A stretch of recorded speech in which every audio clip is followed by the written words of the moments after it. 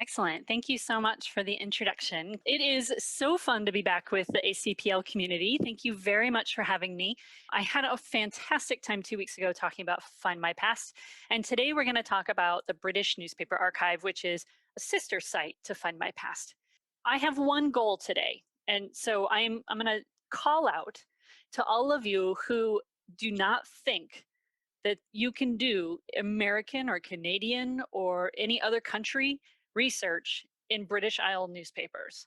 My job today is to convince you that you can do research from any place in the world for any of your ancestors with a collection like this that is very customized to the British Isles. I hope that I convinced just one of you that that's true. So I hope that by the end of the hour, I'll have at least one comment saying that I've convinced you that you can do American or Canadian research from British Isles newspapers. Now, I'm going to assume that most of the audience today is based in the United States or Canada. So I might reference those two locations a number of times. But keep in mind that this is really an international resource. So just so you know who you're listening to, just a quick introduction. My name is Jen Baldwin. I've been with Findmypast for almost 8 years, I think, in a variety of roles. And as in the introduction, I currently serve a couple of different positions. One of my favorite stories, though, is finding my fourth great grandfather in Birmingham area newspapers. Now, I'm pretty sure that it's him. Of course, just in the last couple of days, another theory has popped up. So there's a lot of extra research to do, but I'll tell you a little story as we get into this and how I was able to find at least some hints and some opportunities for research using these newspapers. So let's start with the real basics, because I'm going to also make the assumption that most of you have never used the British Newspaper Archive. So if you have, give me a couple of minutes to get everybody else up to speed.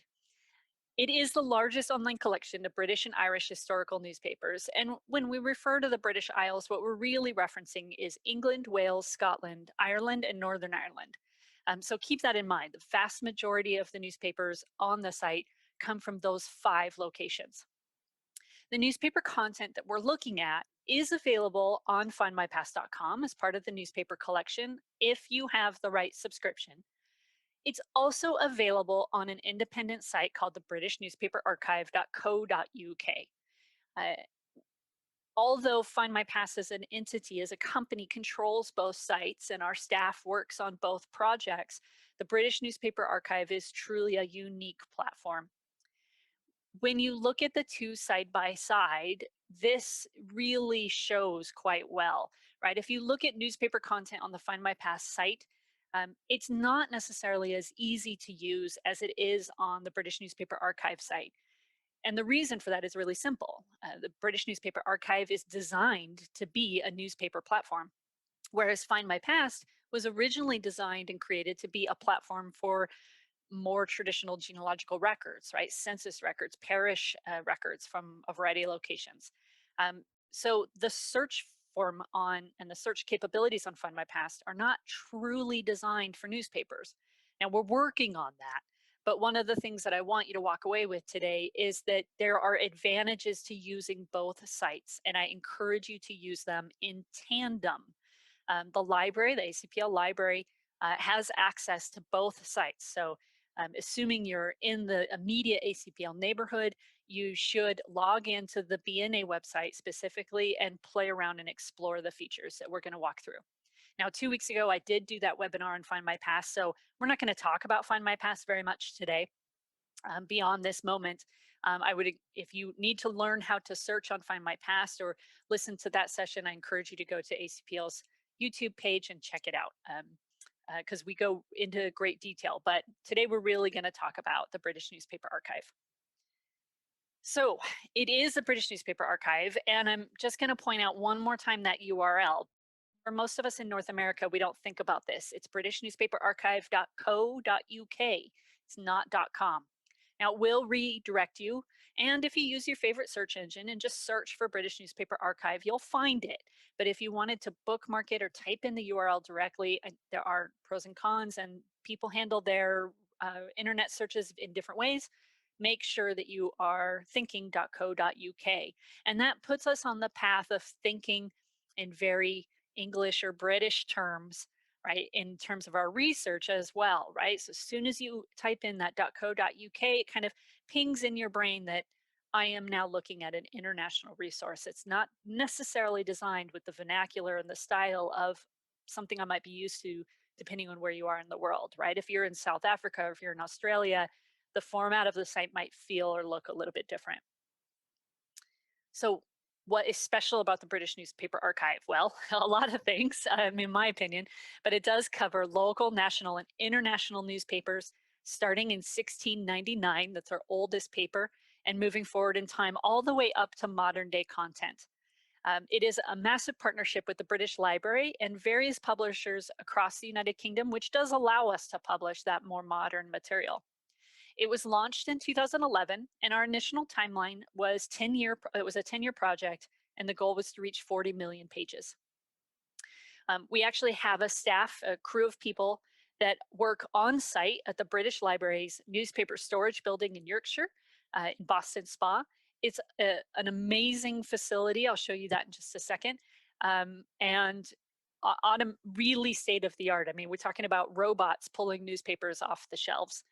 Um, the archive itself, the papers that we digitize, cover everything from standard run-of-the-mill daily or weekly newspapers, kind of national titles, all the way down to those very unique and niche titles. So you might see sporting newspapers, or you might see suffragette newspapers. So we try to cover as much content and coverage as we can.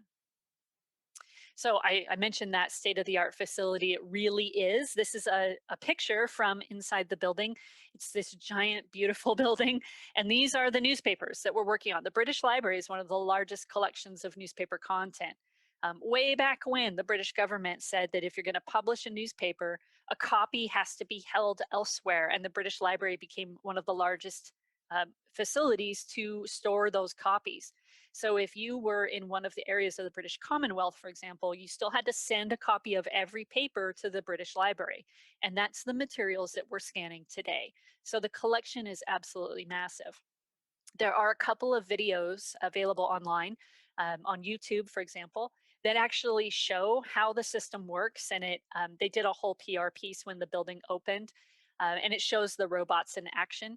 One of my favorites is called Riding the Robots Inside the British Library. It's available on YouTube. And they actually put the camera somewhere on the robot itself, and it shows the journey that the newspaper book actually makes through the whole building and through the system. So it's not very long. It's 2 minutes and some odd seconds. But it shows the viewpoint of the newspaper, which is kind of cool. So if you're interested in how all of this works and how it all comes together, because it is such a significant project, take a look at some of the YouTube material and see for yourself how incredible this facility is. So enough about the British Library, because I could go on for a while, but let's talk about the research, right? There is such an incredible amount of international research that is available through these newspapers, right? And we could be talking about passenger lists and vessels. We could be talking about military and war. Obviously, that was well covered through news mediums, political relations, or major events, right? Like one of my favorite examples, and one that you'll see in the syllabus, is how British and Irish newspapers covered the assassination of Abraham Lincoln. It's an absolutely fascinating way to read through history of your location. I've found major weather events and catastrophes, certainly a lot of social history, and we'll show you some of these examples as we move through the hour. Now, I have mentioned that it is predominantly England, Wales, Scotland, Ireland, and Northern Ireland, but we all know from our best history classes that the British Empire was much more than that, right? At one point, the British Empire covered a number of different territories and Commonwealth areas, including North America, but of course, South America and South Africa and India, Australia, New Zealand. So we're going to focus on British Isles resources for a while, but then towards the end, I'll show you a handful of these titles as well, because we've started a new kind of line into this initiative just recently that we're really excited about. So I'll tease you with some different newspapers. Okay, so on the site, when you get into the British Newspaper Archive, you can often come across pages like this. It gives you a quick review of the newspaper itself, the content that's available. This is the oldest newspaper that we have on the site. It's one issue of the Edinburgh Gazette from 1699. We published it just this last July. And I'll be the first to admit it's not a great copy. It's off a microfilm. And it's very difficult to read, but technically it's there if you really want to plow through a 1699 newspaper from Scotland. We're here for you. And this is the kind of information that you're going to find on a pretty consistent basis in terms of getting information about the newspaper itself. There are a number of search strategies that I want to encourage you to use and introduce you to today. And of course, we can look at all of those. I'm going to focus on just a couple of them that I find particularly useful, but we certainly want to look at geographical search. We can use a keyword search or expose articles by the type of article. Certainly the date and then the title of the newspaper. Those are all open to us to research and to filter on. There's an advanced search feature, a search by region feature that I particularly love. I would encourage you to try them all, right? Experiment with the tools that are available on the site. And I'll just say again that some of these search features and capabilities are not available on the Findmypast newspaper collection. The newspapers are there, but for example, the search by region feature is not available on Findmypast. It's only available on the British Newspaper Archive. From here on out, I will probably abbreviate British Newspaper Archive to BNA. And I will note that it makes a nice little chant in meetings if you really want to. BNA, BNA. All right, so a basic search. We'll look at a variety of search options today, including advanced search. Each have their individual benefits. And you can see that there's some featured capabilities on the homepage, and that's what you're looking at here. So for example, there's a feature called In Pictures. I don't actually cover that in this topic or in this session. I think it's pretty user-friendly and pretty self-explanatory, but it essentially allows you to find pictures that are found in newspapers. So you punch in the name or date or location, and it brings up pictures from the newspapers themselves. So it's a neat feature, but from a in-depth kind of genealogical perspective, it's not sometimes as useful as some of these other features. So we're going to start with a really basic search, but right underneath that main search box where I've typed in the word silversmith, you see the options to either browse by date, country, region, county, place, or recently added titles. I definitely encourage you to look at all of those different filters, especially the recently added titles list. If you're someone who searches diligently, kind of, maybe once a month you hit the newspaper collections, going to the recently added titles will save you a great deal of time because you'll be able to see everything that we've done in the last couple of weeks and allows you to kind of take that shortcut into new material that you haven't explored before. Okay, so we're just going to, and also the advanced search feature. Sorry, I forgot about that part. We'll walk through the advanced search, some of the advanced search features as well in just a few minutes. Okay, so basic search. I searched for the word silversmith, and this is what pops up, right? I have a number of results spanning all of the decades of the archive itself, just on the keyword silversmith. Now, there's a couple of options here at the top that are small but important, and that's the keep filters box and the exact search box. You also have the availability to order your results by relevance or by date, however you prefer to see them. Now, the keep filters box is one that I particularly want to point out because when you check that, it allows you to maintain your filters as you work through the site. And I'll show you that as we go, but what it does is it keeps you kind of in the loop, right? So if I narrow down my search results to the 1850 to 1899 time period and I click on keep filters, no matter what else I do as I move through newspapers or different countries or different titles, it will always maintain that keyword search on that decade. And it, again, just kind of saves you a couple of steps, saves you from having to redo searches. And then the exact search we'll look at when we talk about advanced search a bit. The order by relevance should be relatively self-explanatory. And then there's a save this search button, which is also really important because it does allow you to do just that, right? So if you have someone that you're looking for and you've been looking for a long time, or someone that you're trying to write a book about, for example, or a topic that you're heavily interested in. You save the search and it saves in your profile. So the next time you come to the site, you don't have to start over. You don't have to type anything into the box. You simply go to your account and you click on your search and you're off and running and into new content.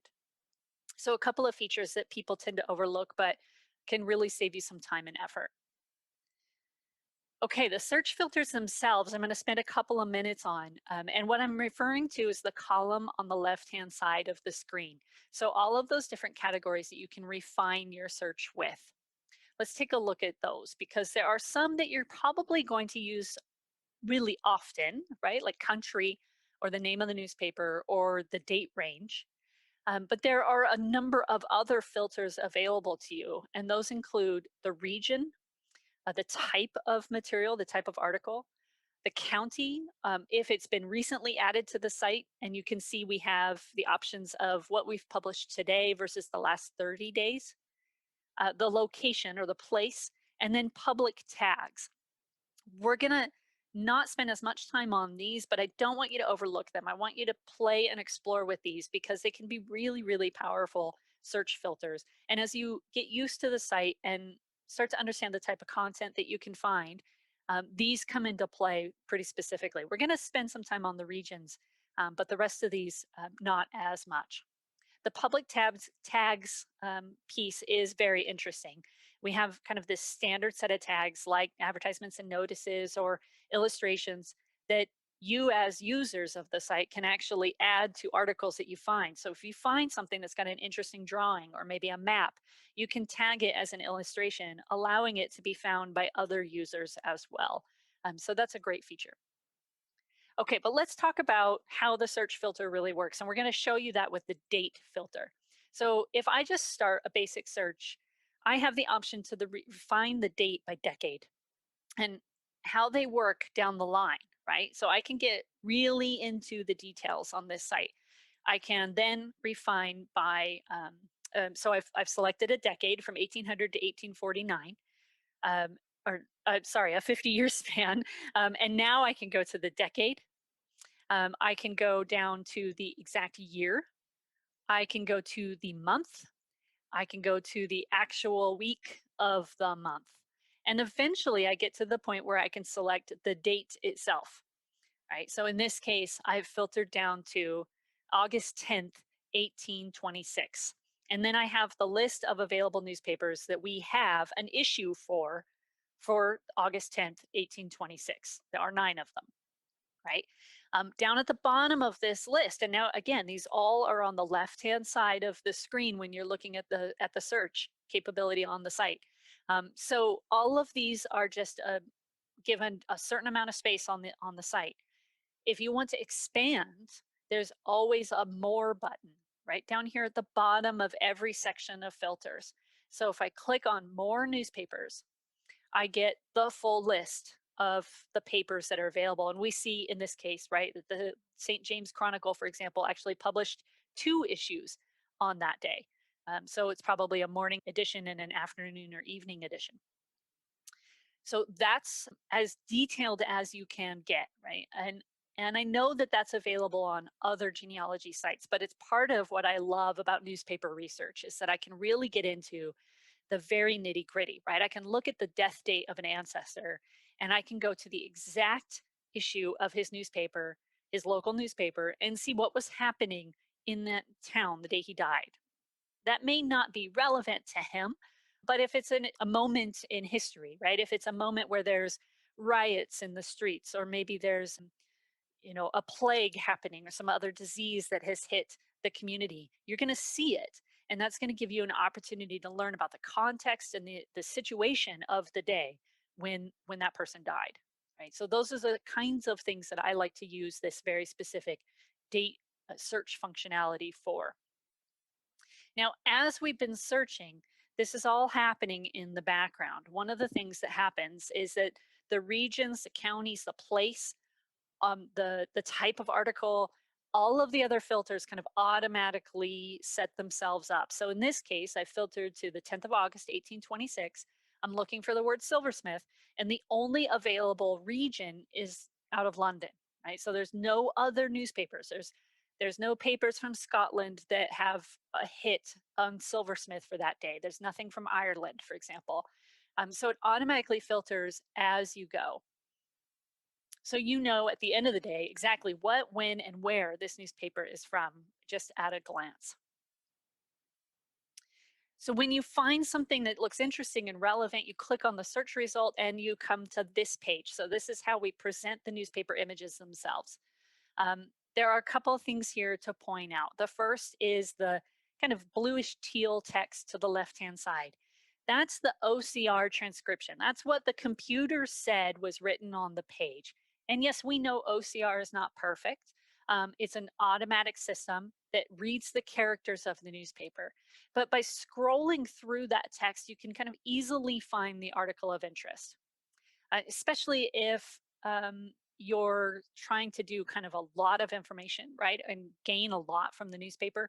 That can be quite helpful. You also have the ability to print the page, download the material. You see all the metadata at the top, the name of the newspaper, the date, the page number that you're on. And you can um, add or remove the search terms. So you see down at the very bottom, there's that little eyeball and it says search terms. If that's clicked, you get the little blue box on the screen that shows you where your word is in the article or on the page of newspaper. If you click it and you turn that off, that little blue box will go away.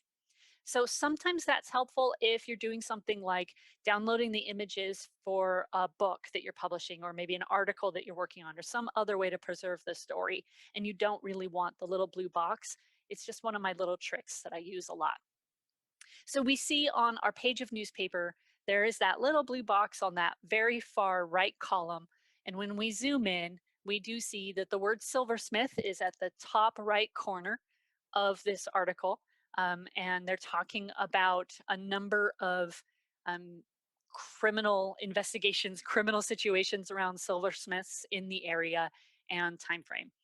And that's what the article discusses. Right? Oh, and look, I even circled it for you. Okay, so that's kind of our basic search strategy, right? That's in essence how everything on the site works. You filter down very carefully. You try to refine your search results by date or by relevance, for example, and you work through the results as you would with any other site. I want to take you through the search by region feature, though, because that can be especially helpful if you're unfamiliar with the territory. Now, if you are watching this from Ireland and you're working on your Irish ancestors, you may not find this as useful. But if you're someone sitting in the Midwest and you are not as familiar with what newspapers might be familiar or available to your region of Ireland, this is going to be your number one favorite tool. So this map that you're looking at on the screen is an interactive map. Each one of those little areas that's outlined is a region that we've identified, and we sort the newspapers by that region. So when you hover your mouse over the map, you get these little labels, and I've put them on the screen. All the regions are listed. They're also in your handout or your syllabus for this session. So you know what the regions are. But just for example, let's take a look at the region of the West Midlands, because that's where my research is currently focused, and that's kind of the area I'm interested in, right? So when we hover over the West Midlands and we click on the map, what you get is a list of all the newspapers that are available for that area.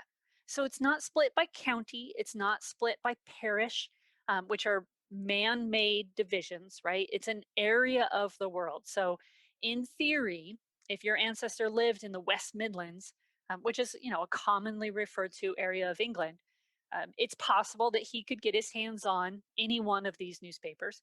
And it's possible that he would have been talked about in any one of these newspapers because he's close enough to be considered local news. So everything in front of you on the screen right now is considered part of that West Midlands category. And you can see that my search filters have already been established for me on the left-hand side on the screen, right? The arrow is pointing right at it. It says West Midlands, England. That allows me to search by region. So as we continue through our search, the search process, we're going to look at, again, what's available to us, right? So I want to know what newspapers are in that West Midlands region. I want to know what I'm actually going to be getting into. So I can click on that More Newspapers button one more time and get the full list. I can then filter that by just scrolling, right? I can see everything if I just scroll down, or I can try and type a name of a newspaper, or I can click on a letter of the alphabet to find relevant papers. It's a good idea to make yourself familiar with the available titles so that you really know what you're researching and you understand the context and the history of that area. Again, it will keep the filters for you as you research or not, depending on your choice. In this case, I've decided to click the Keep Filters button at the top. I've actually selected a newspaper at this point. I've selected Eris's Birmingham Gazette for this particular search. Now, I haven't entered in a keyword at this point, right? I'm just using the filters based on region and the titles of the newspapers and seeing what's available to me. From here, I can take the step to enter a keyword or a name. I can continue to filter by the date, perhaps, or more specific location. In this case, it's only going to give me Birmingham because that's where the newspaper was published. And also in that teal line across the middle of the screen where it says Eris's Birmingham Gazette, you see the button to say more details. That's where you get kind of the snapshot of the newspaper itself, right? That's where we summarize the, what we have available and what the newspaper actually produced or explained or covered, right? If it was a political paper or a sporting newspaper, for example. Okay, let's talk about advanced search for just a second, or a couple seconds actually. This is what it looks like when you click on the advanced search button. And again, for many of you, it probably feels and looks very familiar. But we're going to break down these two areas of the search screen just quickly. So at the top is the ability to enter in search terms. And all of this is available in the help section of the BNA website. And I've put a link to that part of the site in your syllabus so you can find it easily. But a couple of things that you really want to think about, right? So when you use the search all words, for example, that's like using and on search engines. It's going to look for all the search terms you put in the box in any order and not necessarily together, right? It's not that those words are going to be in the same article, they're just all on the same page. If you use exact phrase, for example, that's when you're looking for words that appear together somewhere. So it's, John Lawrence together as a phrase versus John and then Lawrence somewhere else in another article. So keep that in mind as you play with the advanced search and as you kind of get used to how the search works. That some of these, that there are some small variations, I guess, between some of these, but those variations become very important. Now, if you scroll down on this page, you get an advanced search for the publication. And this is where I generally refer people if they're interested in seeing kind of the full location list for the various publications or the list of all the newspaper titles. This is one of the easiest ways to access that list. You can, of course, search by the publication of the newspaper or the date that we added it to the site. So if you're looking for something that was just added this last week, this is another great way to do that. If you want something that you saw 2 years ago and it was brand new then, right? You clicked on it because you read our email newsletter and you got excited and you found an article, now you can't find it again. This is a great way to go back and say, I found it sometime in 2018, for example. The article type and those tags I mentioned earlier, the public tags, you want to use both of those carefully because not every article is tagged, right? That's kind of a contribution that our users make to the site. And not everybody does it and not everybody does it consistently, of course. So it is user submitted data, not articles are tagged, but you can certainly search in that way. And I sometimes will narrow things down to such as like advertisements. If I'm specifically looking for my silversmith's business, I want to see if he advertised. I don't want to hear anything else or see anything else. I don't want to know about who robbed who that day. I just want to see if my ancestor was still in business because I'm creating a timeline for his life. So that's a great way to narrow that search result down by clicking on advertisement. Okay, so let's show you an example of a couple of advanced searches. So in this case, we're looking for the word runaway between 1710 and 1719, and we're looking in the classifieds, right? And remember, these are, for the most part, English, Scottish, Welsh, Irish newspapers. So we're going to be looking, these are generally going to be either individuals who were enslaved or perhaps apprentices or indentured servants that have left their responsibilities. By clicking on classifieds and by limiting it to just that part of the newspaper, just that type of entry, I have a better chance of finding individual people, right? Because the classifieds is where people listed that kind of material. I'm John Smith and I'm looking for my runaway who fits this description. That's where I'm going to find the humans, right? The individuals, the stories. If I just open this up to all kinds of content, I'm going to get a number of results that may or may not be relevant. So yeah, there's my circle that I always forget to click on to show you my search filters. Okay, when you look at the article in this manner, because I've clicked on classifieds, I don't see the entire page of newspaper. And sometimes that's good and sometimes that's bad, but there are tools built in to help me do that. So what this means is that someone out there, some user out there has segmented and tagged the classified specifically on this page of newsprint and labeled it with the fact that it is in fact a section of classifieds, and then the search has brought back the fact that there is a runaway on this page. But at the bottom of this screen, there's a couple of new buttons that you won't see in any other format, and that's the read previous section and the where am I button. And both of those offer a different type of view, right? So you can click on each of those. If you do the read previous section, you quite literally get the section right before it, right? So the thing that was right in front of this in the next column was this little list of advertisements. It still doesn't give you the whole page, but it gives you the section before what you were just looking at. And then in the where am I button, and this is not a great image, but it's a very small little piece of the screen when you click on it, you get this little pop-up and it shows you where you are on the full page of newsprint as to where that little segment of classifieds is. So it kind of puts you in relevance, right? So you can click on where am I and can say, oh, this article is about a third of the way down the page. So then I go back to my search results, I pull up the full page of newsprint, and I can see everything else, and I still know where I am in the newspaper. A couple of other features I want to make sure that you're aware of as you work through the site is the saved articles.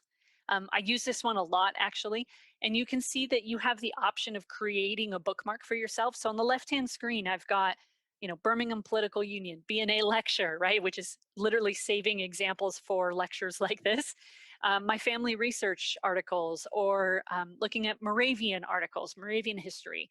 So I've created all of those little folders for myself in my account. And every time I find an article of interest, I can save it to one of those folders. So let's take a look at how that works. Oh, there you go. Okay. You can also view your previously viewed articles and your saved searches from this page. So in this case, I've selected the Moravian category. These are the articles that I have found that are relevant to Moravian history. And I'm interested in that because I had Moravian ancestors that immigrated into Canada. I can then see all the articles that I've saved in that category by clicking on that little folder. So when I'm in my advanced search, I'm going to search for all words that are relevant that I can think of, right? So I'm searching for Alberta, Canada, Edmonton, because that was the closest large city or community, Moravian, immigration, German, and Russian, because they were Germans from Russia. I can search all of those at one time. And when I do that, I actually get a pretty limited search result back. But for me, that's a good thing, right? That means that this article is probably going to be very relevant. Now, again, this is search all words. So it's not searching for all of them in a long string of sentence. It's searching for any one of those words on the same page and coming back with any piece of newspaper that actually has all of those terms on it. So I get this one article, total of Manitoba and the above mentioned territories, something something. It's from 1905. It was published in Scotland, and it's on page 6 of this particular newspaper. So when I go to that article, it's actually quite long. It took up several columns, and it's an agricultural report of Canada as a whole, essentially. But when you zero in on the search results, I find this little paragraph that talks about the population breakdown of that particular area of Canada. And it actually mentions Moravians from Volhynia in the same district, right? That's the term that they use. And that is my ancestors, right? My ancestors were Moravians from Volhynia. If I wanted to back up and see this in full view, here you go. Here's the whole article. It takes up a couple of columns, and all of my search terms are highlighted in those little blue boxes. So every word that I put into that advanced search, I now get in context with themselves, right? So it's looking at everything. Now, how do I add this to my own little personal folder and my own personal account? You see that little button, that button kind of looks like a banner up in the right-hand corner with the plus sign on it? That's the one. You click on that and it turns red and it gives you the option to bookmark the article. And this is what that process looks like. So you can choose an existing folder or create a new one. I put in my own notes, right, of when I found it and why it's relevant, why I'm saving it. And you simply hit save, and then it's there in your account forever, right, until you don't have an account with us anymore. So hopefully that's given you, as we've worked through what about the last 30 minutes or so, a good overview of how to take advantage of this site, right? What is the actual process of research? I'm going to spend the next 25 minutes or so trying to achieve my goal. And as I said at the beginning, my goal is to convince all of you that this is time well spent, that these international newspapers can be really, really incredible. So we're going to go through a handful of examples. I'm going to start with a very basic one, right? All genealogists want this information, these vital events. Where was my ancestor born? Where did they get married? Who did they marry? And where did they die? So in this particular newspaper, this is the Wishaw Press from 20th of February, 1925, it mentions the birth of a daughter to Mr. and Mrs. Neil Aitken of Chicago. Now, this particular newspaper is published in Scotland. There's no indication at all as to why they published the birth of this young lady, but they did. So this vital information is right here at the hands of a Scottish newspaper. Let's look at one that maybe is a little bit more enticing. So here we have an article. It's actually technically, I guess, an obituary of Mrs. Floyd, who has recently passed away in Ohio. And this is published in the Cornishman in 1939. Now, in the first opening paragraphs, we get her maiden name, details on her early marriage, her birth date and location. We get funeral and cemetery information, and we have a list of family members. But that's not all, right? Because we also have this huge list of people who attended her cemetery or attended her funeral, excuse me. So that's our fan club research, right? Friends, associates, and neighbors. We also have other little tidbits down here that I'm particularly excited about, right? This social context. It talks about how she was a member of the British American Progressive League of Akron, Ohio. So for me, that's a clue. That's a huge research opportunity to dig into that particular organization, what they were all about, and what she might have done inside that organization. And then, of course, we have spouse information as well. And it includes even one more generation back. It talks about the parents of her husband, Mr. R.N. Floyd. So that's a great find, right, for anybody. It kind of almost makes me wish I was actually interested in or a descendant of this individual, because it's so much to research on this one article. Now, we can find examples of this kind of all over these newspapers. This is an obituary from Mrs. Rattray, late of Turriff. She is listed in the Aberdeen Press and Journal from 1923. She was born in that area. She was the daughter of late Mr. John Keith, a druggist, right? Eventually ended up living abroad in Canada, immigrated to Canada, down at the bottom of the snippet from the paper. And you learn that she was actually on holiday visiting her hometown in Scotland when she passed away. So if you're sitting over in Canada and you're wondering, why did it take 2 weeks to bury her? Or, I can't find a death certificate in her province. Well, it's probably because she didn't die there, right? She died in Scotland while she was away on vacation. And then presumably her would have been had to be transported back across the ocean and to be buried in her new home of Canada. So these kinds of discoveries can really open up your research opportunities in your family history. Now, there's another way to approach this type of research altogether, and that's of course through occupation. So I just using one of my own personal examples, and I kind of talked about this as I started. One of my ancestors, and we've used the example, was known or thought to be a silversmith in the area of Birmingham, England. Now, this is what you're looking at is an oral family history that's been passed down to me for a couple of generations. And there are 3 or 4 versions of this, but every one of them says his father was a silversmith.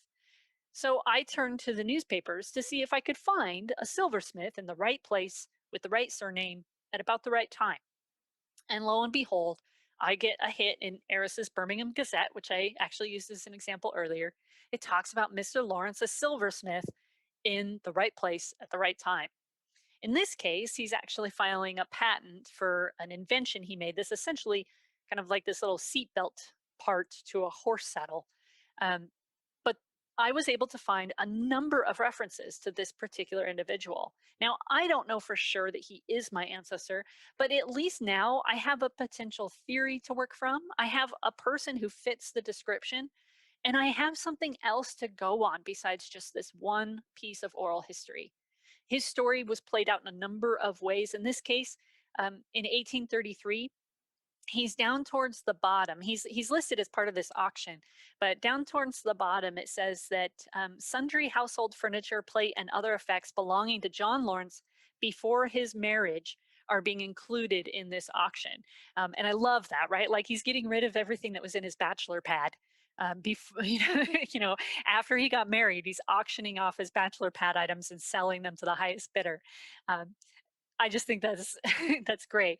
Um, and and it goes on, right? You can do even more research on that, but there's a lot of opportunity to even just kind of expose a scenario where you may not have a name of a person or a specific detail, and maybe these newspapers can kind of open that door for you.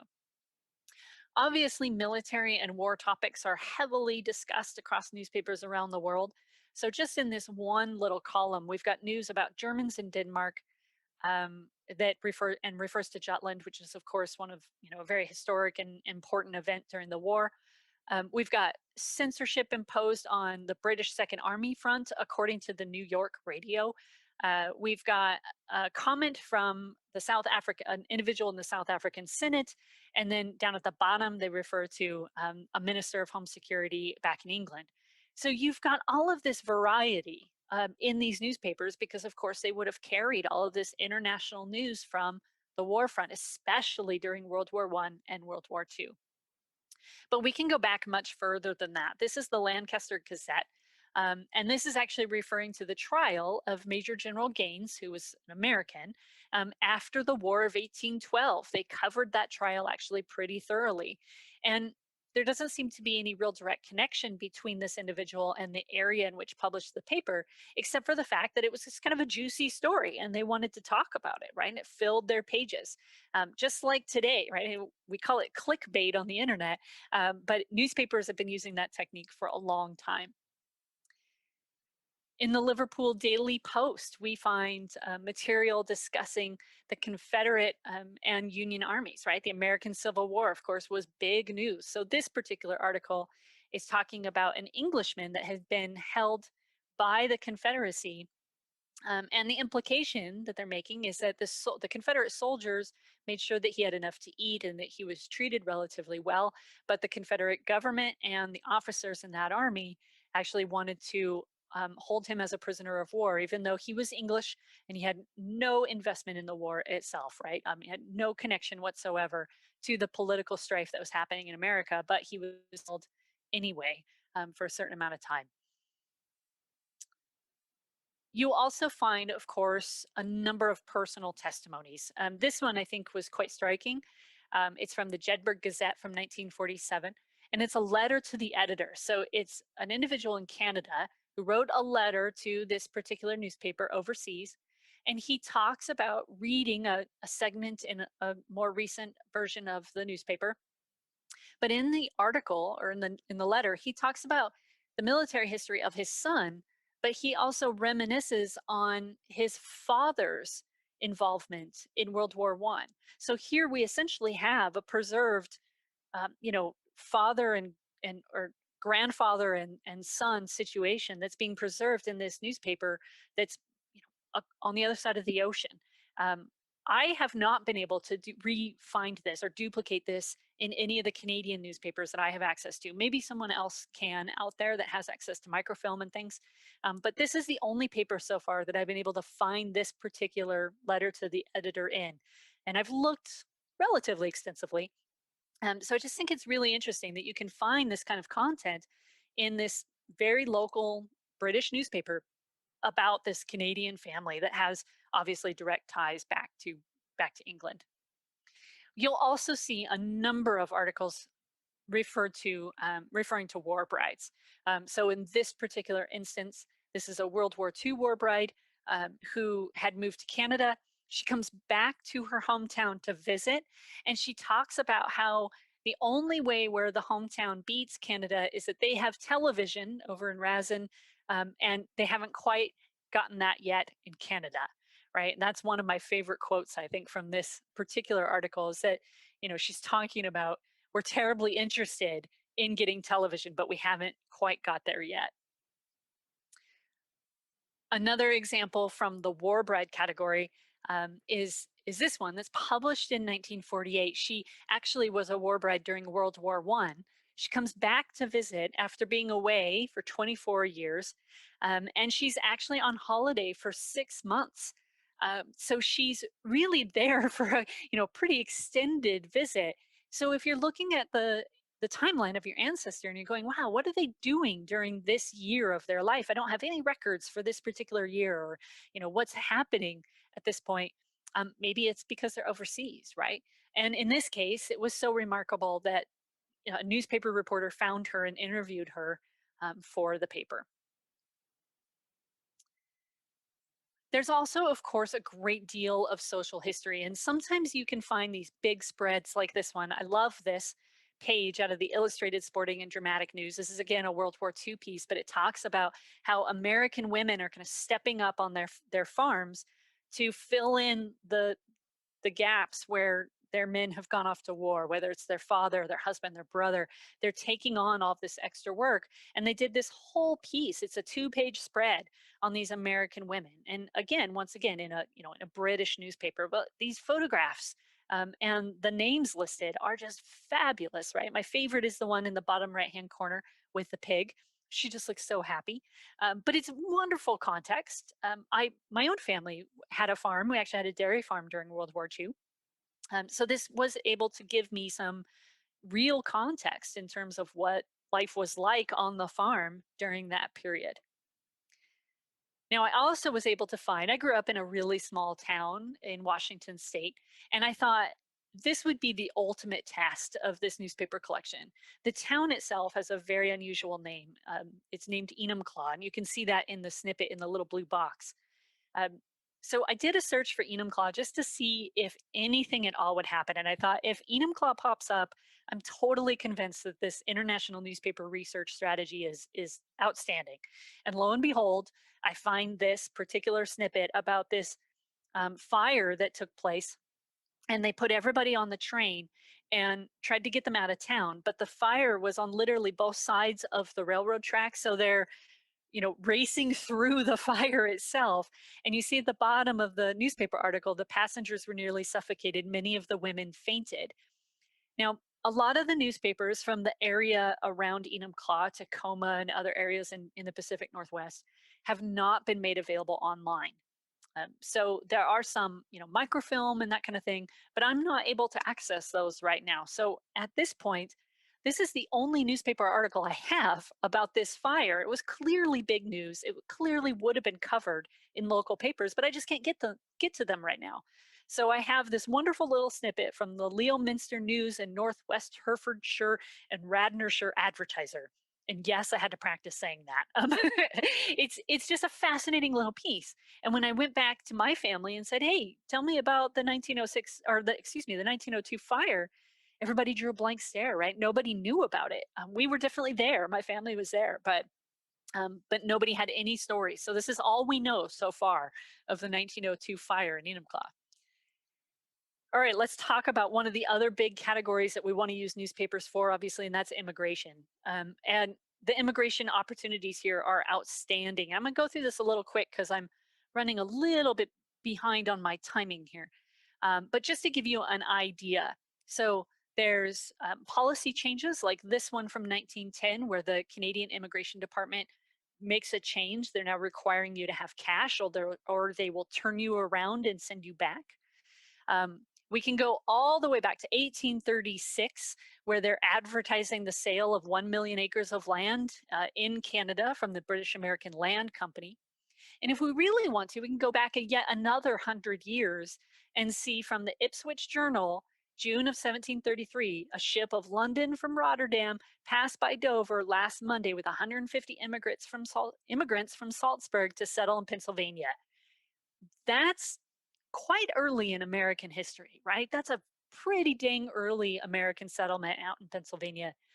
And can you imagine reading the newspaper, in like your little village in the area of Ipswich and pulling that up and saying, "Wow, I wonder what made those people get on a boat and go all the way over to the New World." It just really puts you in that context. One of the other finds that I've made on my own family tree is this one. Now, this is a very short little snippet from the Liverpool Mercury in 1863, and it tells of the environment in which the Universe, which is the vessel, left for New York. They left at 8:30 in the morning, off point lines and they were pulled out by the tug United Kingdom. The wind was to the northeast, and it was a fresh breeze. That vessel was carrying my ancestor, Daniel McNamara, and he actually was born in Ireland. He went to Wales for a few years, and then he ended up traveling from Liverpool into New York, and he settled outside of Pittsburgh. Now, the fun part of it is that I have an entry from the New York Times that says exactly when that ship arrived in New York. So I know down to the day how long that voyage lasted and what happened on that boat. It's pretty incredible to have both sides of the story. Another really great feature for finding those family connections is the missing relatives columns. And these are pretty common, actually, especially after that huge wave of immigration over to North America. So this one actually features a number of individuals. It's actually quite long. It's from 1911. And you see on the screen that we've got a handful of entries here, right? Hugh McNeely of Belfast, last heard from in Broken Hill in Central Africa. Mrs. Patrick Morrison or Ward, right? They're not sure if she got married, perhaps. Of County Derry was last heard of in Paterson, New Jersey. And Sarah Irvine, who is now Mrs. Hannah, right? And of course, that would mean that Irvine is her maiden name, was last heard of in Lonsdale, Massachusetts. So you have place of origin, you have another relation in most of these, right? Because they're saying his brother would eagerly welcome any information, or his father, or her mother. So keep in mind that these types of columns definitely do exist. And if you just search for the exact term missing relatives, you find them pretty easily. There are, of course, all sorts of family legends, skeletons, and stories. This one is some guy who's in court. He swindled a bunch of people by calling himself their long lost father, uncle from America in a couple of different towns, and convinced them to hand over their money. And this is the court case being played out in the newspapers. The Dundee Evening Telegraph listed this fantastic story in 1936. So what happens is Kate Anson marries in Dundee, Scotland. She married a man named Alexander in 1905. He leaves for Canada just the day after their wedding. The last time she hears from him is just about 6 months later in December. Fast forward 20 years to 1934, and an American company seeks her out because there's been a claim for his life insurance policy, and it was filed by his second wife, who he married in 1909, and then also deserted her in 1922. So he has two wives out there that he deserted over the course of time. And we can validate some of this, right? We can find him leaving the UK in a passenger list on Findmypast, and note that he listed himself as single on this passenger list. Um, so he did indeed leave the day after his wedding. In the 1911 Canadian Census, he's listed with his second wife, Margaret, and a daughter. He passes back and forth over the Canadian and United States border a couple of times. He lists himself as a bricklayer and his wife is Margaret, but you can see he's on the same vessel as the passenger list. He was on the Corinthian, and that's what he labels here. And then a couple of years later, in 1920, he again crosses the American border, heading for Jacksonville, Florida, where he says he's going to make his permanent residence, and he's a carpenter at this point. So just this one newspaper story, right, allows us to really expand. But if you have collected all of these documents and these records and you're trying to piece together what was going on, that newspaper story will answer a lot of questions for you. It's important as we work through these newspapers that we learn the language and we learn the lingo. It's not just finding the article, it's interpreting it as well. So in one instance, we can use the example of the word patriot. Right? The word patriot took on a new meaning during the American Revolution, which of course the British actually saw as a civil war, right? So they did not see these individuals as patriots at all, although that's what we call them today, right? Patriot versus loyalist. So you want to learn how these words were used in context during the time period in question, and that really helps us to understand and apply the newspaper article in a much better way. So in all of these examples, the one on the screen and this one here, talking about letters that were intercepted from a certain patriot in America, and put an end to his popularity, right? At this point, the word patriot was seen as a form of sarcasm. It was actually an insult if you were British and you were referring to someone as a patriot, versus the terminology use in America, if you were labeled as a patriot, you're generally seen as someone, kind of defending the rights of Americans. But there's two big distinctions between the different countries. And then just one more example, right? This is an article talking about an individual actually in Parliament giving speeches, patriotic speeches on behalf of the colonies, defending the American colonists, and their movement towards revolution and towards independence. And of course, the newspaper is essentially insulting him by using the word patriot. It's really just so important that we know the vocabulary. I read a book recently, and it exposed me to the fact that the word Minutemen was first used in New England in the build up to the American Revolution. And so as a new word, it was kind of trendy in Great Britain newspapers. It was reported on heavily. So I took that knowledge and applied it to my newspaper research. And I do find the word Minutemen starting in newspapers in the 1770s and a little bit later, and not ever before. Right? So you want to make sure that you understand the vocabulary and the lingo and the slang, right? So take note of those unique terms that you come across in records. As you read nonfiction or journals or whatever it is that you read to understand the context of your ancestors, even understanding modern day context and slang can really be useful. The other thing to realize, of course, is that they're using essentially a different alphabet, right? They're using secretary hand when they write these in this time frame. So if we look at the exact same article that I just showed you, you see the word prisoners, but it looks like an F, right? Now we all know that that's really an S, but it looks like an F. Same with Robinson and said and whose.